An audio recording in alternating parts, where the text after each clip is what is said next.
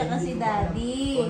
Tapos, tuwing Sunday, pupunta tayo sa simbahan. Oo. Tapos, pagkatapos magsimba, kakain tayo sa Jollibee. Okay ba yon?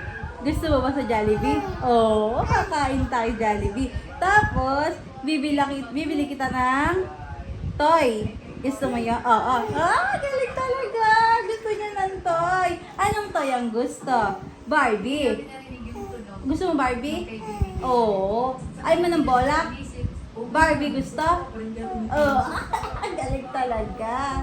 Okay, tapos, ay, saya naman. Excited na ako, Mami. Gagala tayo tuwing Sunday. Okay? No, family day yun, ano? Sunday is family day. Saya. Masaya ba? Masaya ba yan? Ha? Masaya po ba yan? Oo, masaya yun, ano? Sunday, family day. Oo, talaga naman. Ay, talaga naman. Gusto mo yan? Gusto mo yan? Ha? Gusto mo yun talaga?